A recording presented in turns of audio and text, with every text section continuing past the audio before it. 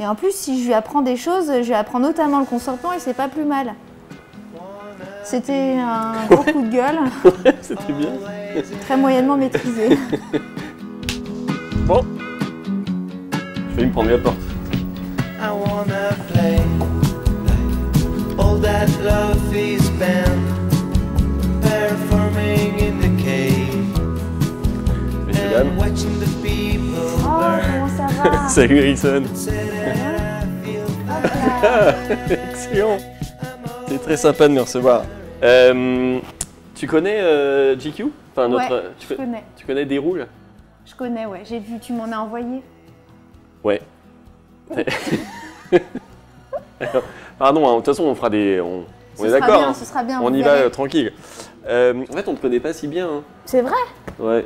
C'est bizarre ce que tu dis parce que aujourd'hui il y a plein de gens qui m'ont dit je voulais te dire des trucs sérieusement et les gens m'ont dit mais je te crois pas, tu te fous de ma gueule. Tu sais quand je dis un compliment, on croit que je suis ironique. En faisant mes recherches sur toi, j'ai réalisé que avant, bien avant d'être la fille super drôle qu'on aime tous, tu as commencé au cinéma. Oui. Avec un rôle pas du tout drôle. Oui. C'était mon père est femme de ménage. Mon père est femme de Voilà. ménage. Ouais, en fait j'ai toujours rêvé de faire du cinéma et du coup c'était mon premier rôle au cinéma. Et après je sais que j'ai eu un vide de quelques mois et je vivais assez mal ces hauts et ces bas qu'on pouvait avoir quand on est comédien et du coup je me suis mis à écrire. Mais tu avais même été présélectionnée au César. Aux espoirs. Présélectionné, c'est vraiment, pas c'est sélectionné du tout. C'est la liste, Mais- la grande liste. Ouais, c'est la première passoire par laquelle tu passes. Mais du coup, ça veut bien dire qu'à la base, tu voulais pas forcément être drôle. Enfin, être connu pour être drôle. Dans ce boulot, c'est vrai qu'on te demande d'avoir un emploi et c'est très dur de savoir qui tu es. Déjà, tu sais pas qui t'es, il faut qu'on te trouve un emploi, quelque chose dans lequel tu es reconnaissable. Et c'est vrai que l'humour, c'était quelque chose qui m'allait plutôt bien, je me sentais bien dedans. Et c'était une façon aussi de me cacher et de m'amuser et de ressortir un peu parce qu'il y a tellement d'actrices super talentueuses. Donc tu t'es mis à écrire. Oui. Des sketchs. Oui. T'as été un peu le visage de Studio Bagel. Ah bon? Ouais, t'as pas remarqué? Non. Bah, ou alors c'était parce que t'étais meilleur que les autres. Non, Mais en ça tout va cas, pas. on te voyait. Non, mais à un moment, on t'a beaucoup vu. Et du coup, c'est là que c'est un peu que ça a explosé, quoi. Je pense que c'est parce que j'avais la dalle en fait, j'avais envie de faire des trucs et donc j'arrêtais pas de proposer des trucs. Est-ce que alors, je vais pas te refaire ta fiche Wikipédia, Si? mais il y a eu donc les années Canal. Donc tu Ouais. as fait plusieurs programmes. Hein. Avant la météo, tu avais fait autre chose pour le Before, je crois. Oui, on avait fait le dézapping avec Bagel Ouais. et c'était la parodie du zapping des programmes télé. C'était Ouais. trop cool à faire. Et ensuite, tu as fait la météo. Oui, Après, il y a Maïté Nabiraben qui reprend. oui, Toi, tu n'es plus là. oui. C'était un choix ou c'est parce que t'as pas été appelé? Je dirais que c'est un choix subi. Non, moi je pensais que j'allais continuer. Je voulais continuer. Ouais. Et il y a eu comme un non, on n'a pas donné suite. Ouais, le téléphone n'a pas sonné. Le téléphone n'a pas sonné à la rentrée, moi j'étais prête, voilà. Ouais. Et moi, cette année, tout a été un peu bouleversé par les changements structurels qu'on connaît, dont je tairai les noms. Et du coup, j'ai pas continué et je l'ai pas hyper bien vécu parce que je voulais continuer à mort, je trouvais ça trop bien. Mais par la suite, j'étais quand même très contente parce que ça a donné lieu à d'autres trucs, notamment à la radio où c'est pas un endroit où je serais allée de moi-même et en fait, j'ai vachement appris, j'ai rencontré des nouvelles personnes super intéressantes. C'est stressant d'arriver sur France Inter quand tu viens de Canal et Ouais. que t'as fait des sketchs sur le paix et tout. Mais enfin, mais Non. quel sketch sur le paix! Non. C'est fou de m'associer à ça. Je suis la personne qui pète le moins. Je pète jamais. Genre vraiment, je peux m'en rendre malade en fait. Donc ça me vexe quand on me dit ça. Non, alors pas des sketchs sur le paix, mais des sketchs Sur quoi? genre pipi caca. Mais non, Non plus. lesquels? Bon, Bah tu vois, tu sais pas. Faut que je regarde. Ouais, Mais non. du coup, t'arrives sur France C'est Inter. parce que tu projettes sur moi tes désirs en fait. Je veux pas des sketchs sur le caca. Non, mais en gros, tu arrives sur France Inter. Elle se braque. Tu sais. Mais je crois pas que j'ai fait des sketchs sur le caca. Non, mais disons que c'était des gags, quoi. Enfin, une espèce de. Mais non, truc mais un peu. ça m'énerve ce que tu dis parce que l'autre soir, il y a un homme qui me dit oui, il y a mon fils de 9 ans qui regarde la télé. Des fois, vous y allez. Je vais me dire, mais déjà, il a 9 ans, file-lui des jouets en bois et divertis-le, fais regarder la télé. Et en plus, si je lui apprends des choses, je lui apprends notamment le consentement et c'est pas plus mal. C'était un gros coup de gueule, Ouais, c'était bien. très moyennement maîtrisé. Du coup, donc t'arrives sur France Inter, Non, Thibaut, ça va. et là, c'est la bande originale. Je voulais pas y aller en fait à la base. C'est Trapenard qui m'a dit. Je lui ai demandé, tu penses que je devrais y aller? Il fait, mais non, mais tu peux pas dire non, c'est trop bien. J'ai eu un texto de Nagui, j'ai fait, c'est une vanne, c'est une vanne d'un pote. Nagui, il envoie pas des SMS, il envoie, je sais pas, un messager privé, je sais pas. Il signe Nagui. Il signe Nagui. Ouais. Ouais. Bah oui, c'est son prénom, il n'a pas signé Jean-Claude. Mais ouais, c'est vrai que c'est surprenant. On peut direct parler d'un petit sujet qui fâche. Vas-y. Est-ce qu'on peut parler des films dans lesquels tu as joué qui n'ont pas marché, par exemple? Bon, ça me fâche pas. Ok. C'est pas. Bon, ça me fait chier, ça m'a fait chier, c'est triste, mais c'est pas moi qui les ai financés. Ouais. Mais du coup, est-ce que c'est pénible quand voilà, tu étais.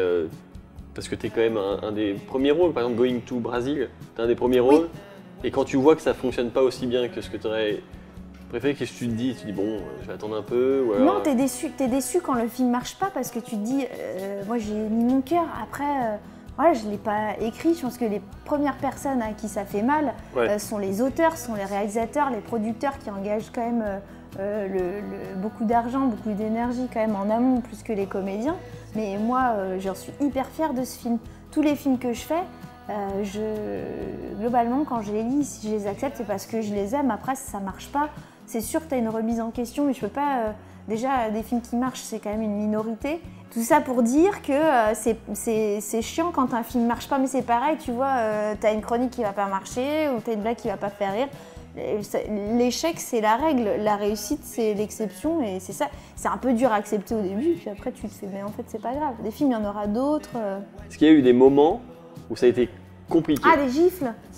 Ouais. Des sacrés gifles. Moi, ce que je trouve dur, c'est de faire des blagues quand t'as pas envie d'en faire. Ça t'est arrivé? Ouais, sur 4-5 ans où j'ai fait ça, il y a des moments où dans ta vie, ça va pas. Ouais. Tu perds un proche, t'as un problème de santé de je sais pas qui. Et là, c'est lundi matin et t'arrives pas, quoi. Et tu dois aller chercher loin. Et souvent, c'était mes meilleurs. Quand ça n'allait vraiment pas, je sais pas, quand ça va pas, je vais aller chercher là où vraiment 100% sincérité, quoi. Parce qu'en fait, en vrai, l'humour, ça te sauve de plein de trucs. Ouais. Ouais. À Quotidien, il y a un groupe de musique qui n'a pas voulu venir parce qu'ils n'avaient pas kiffé ton sketch. C'est ça, hein? Ça, j'ai flippé. Hein. Ça, c'est incroyable. Ouais. En fait, c'était dans mes premières semaines, j'allais rentrer, mon sponsor c'était Spécial KKK, les céréales. Et en fait, c'était juste un jeu de mots débile, une situation absurde. Et en fait, eux, on leur a expliqué la vanne, mais ils ont mal vécu le fait de voir des costumes du Ku Klux Klan. Et c'était pas une situation anodine, hein, en soi, mais bon, c'était complètement ironique et absurde. Il n'y avait aucune espèce aucun malentendu là-dessus. Et en gros, ils n'ont pas voulu jouer. Et du coup, ils sont rentrés chez eux. Et tu t'as culpabilisé? Ouais, t'as eu peur qu'on t'en veuille? J'ai culpabilisé parce que il y a eu des articles qui sont sortis qui m'ont associé au racisme. Enfin, ils n'ont pas fait exprès, mais c'était des articles un peu putaclic qui disaient oui, Alison, on a cru que son sketch était raciste, et je me suis dit merde, j'ai pas du tout envie de voir mon nom dans un titre pareil. Mais en fait, les articles étaient toujours de mon côté, donc tout allait bien. C'est juste, tu dis, des fois, les journalistes, vous êtes chiants, quoi. Tu regardes ce qui se dit sur toi? Ouais. Ouais, genre chaque fin de chronique par exemple, tu vas regarder sur Twitter. Ouais, et il y a un gars, toutes les semaines, me tweet la même chose, qui me déteste, qui voudrait, je pense que je crève, mais je pense qu'il a une adoration, parce que c'est pas possible toutes les semaines de te donner rendez-vous à la même heure en disant je vais lui tweeter que je la déteste et que c'est de la merde ce qu'elle fait. C'est fou. C'est de la génération Studio Bagel et tout, tu dois avoir le cuir solide, parce que vous avez été en première ligne à l'époque sur le web. Ouais. Vous étiez des Putain, méga moi stars. je disais des trucs, mon gars, c'était horrible. Elle ressemble à Lucas Digne. Tu C'est le footballeur. Je lui ressemble. C'est pas comme ça, tout de go. Tu te dis, bon, c'était pas mon but. Mais je lui ressemble. Ouais, faut quand même. Et c'est pour être mon frère. Ouais, t'as vécu la période MeToo, la période Balance ton porc, la période dans les médias, il y a eu beaucoup.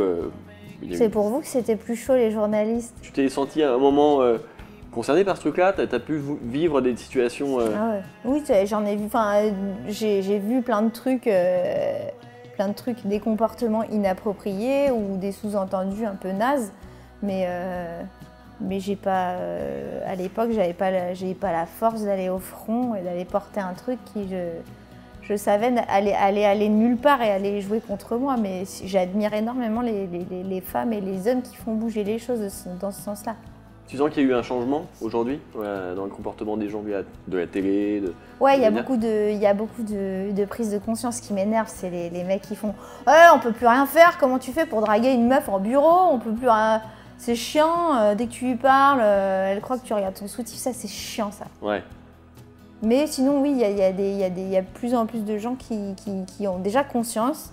Il y a un nom sur le problème, le harcèlement au travail, harcèlement sexuel ou harcèlement dans les transports, harcèlement scolaire. C'est bien d'expliquer aux gens que quand vous avez un comportement inapproprié avec une personne, c'est répréhensible.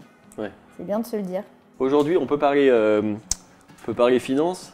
Oui, on peut parler la City, la défense. Aujourd'hui, tu vis bien, par exemple? Ah, financièrement? Ouais. Oui. Ouais. Bah oui, je gagne ma vie, c'est déjà ça. Putain, les portables! Isaac!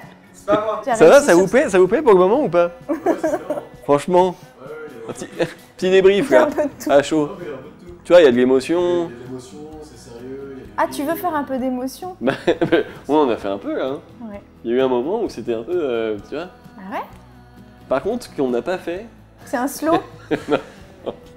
Non, c'est. Je peux faire un slow? C'est qu'on n'a pas. Tu veux pas? T'es content de cette interview? Bah moi, je passe un bon moment. Ouais, mais tant qu'on n'aura pas fait un slow, moi je. Attends, avant qu'on fasse les slows et tout. Je crois que je vais abuser de lui. Faut que tu me parles de trucs précis. Tu te vois combien de temps encore à quotidien et... 4-5 ans. Ouais. Cumuler les tickets resto pour avoir le CE, le voyage à Djerba la Douce. Ouais. Non, je sais pas combien de temps. Le temps que ça sera bien. Et j'espère que je vais pouvoir écrire d'autres trucs. Là, je prends du temps pour écrire d'autres choses. Tu voudrais écrire un film? J'adorerais. Ouais. Là, j'ai écrit un livre ouais. le 13 novembre. Bien sûr. C'est ma vie et mieux que la vôtre. Ouais. Et ça sort chez HarperCollins le 13 novembre. Donc ça, je suis super contente de l'avoir fait. Depuis le début qu'on se parle, il y a eu combien de pourcentage de vrai? Bah, toi, tu dirais combien? Je dirais 70. C'est pas mal. Ouais. C'est pas mal 70. Un peu dedans. Franchement, t'es dans le bon ratio. Ouais. Donc là, on aura appris à connaître 70% d'Alexandre. Bah oui. Tu vas faire quoi maintenant? Écoute, je pense que je vais rentrer chez moi. Je pense que je vais prendre une petite douche. Ouais. Parce que j'en ai envie, il fait froid, tu sais, la petite douche qui fait du bien. Ouais. Et toi, tu vas faire quoi? Bah, je vais rentrer chez moi aussi. Ouais? Ouais. Bah allez. Bon. Hop là. On se... J'ai failli oublier. Ça aurait été horrible. C'est bon? C'est bon. Bah salut Alison. Allez, salut.